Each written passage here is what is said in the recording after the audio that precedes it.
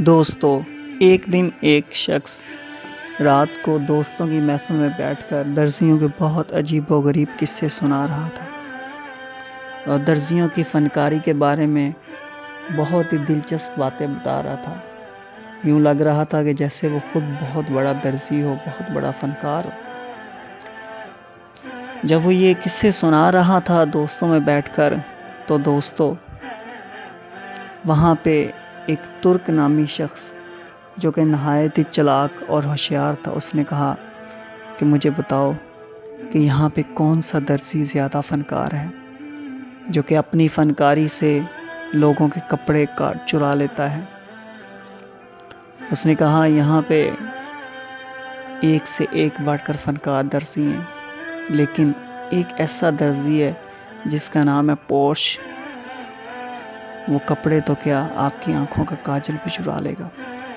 اس ترک شخص نے کہا شرط لگا لو مجھ سے، وہ کپڑا تو دور کی بات، وہ کپڑے کا داغا بھی نہیں چرا سکتا۔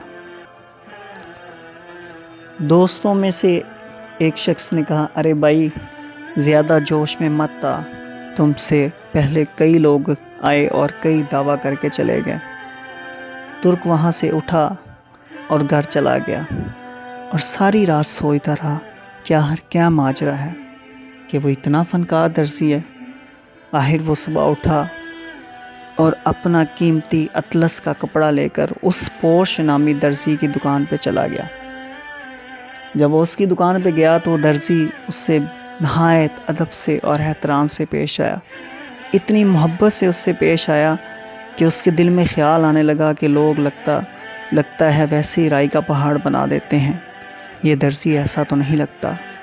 بہرحال اس نے اس درزی سے کہا یہ ترکی قیمتی اطلس کا کپڑا ہے، یہ مجھے سلائی کرانا ہے، اس کو سلائی کر دو۔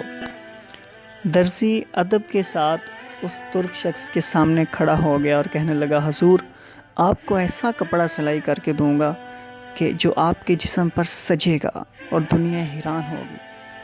اس کے بعد اس درزی نے ترک شخص کو مختلف قصے کہانیوں میں لگا دیا جو کہ بہت انٹرسٹنگ تھی، مزیدار تھی، اور وہ ترک آدمی بھی بہت خوش ہوتا گیا اور اس کے قصے کہانیوں میں کھو گیا۔ اس نے اس کی آنکھوں کے سامنے پہلے کپڑے کو کاٹنے بجائے اس پر صرف نشان لگانے شروع کر دیے، پھر اس کو کہانیوں میں اتنا الجھا دیا کہ کپڑا کاٹ کر اپنی ران کے نیچے ایسے چھپایا کہ خدا کی ذات کے علاوہ کسی کو علم تک نہ ہو۔ دوستو اس ترک شخص کو درزی کی باتوں کا اتنا مزہ آ رہا تھا کہ اس نے کہا مجھے مزید مزیدار کہانیاں سناؤ۔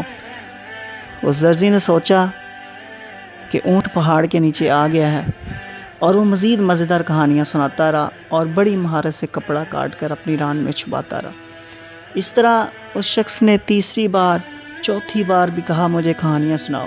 تو جب چوتھی بار کہا تو درزی نے کہا اے آدمی اب کہانیاں نہ سن ورنہ کباہ چھوٹی ہو جائے۔ دوستو اس کہانی سے ہمیں یہ علم ہوتا ہے کہ ہمیں دکھلاوے کو چھوڑ کر ہمیں اصل کی طرف جانا چاہیے اور مکاری سے بچنا چاہیے۔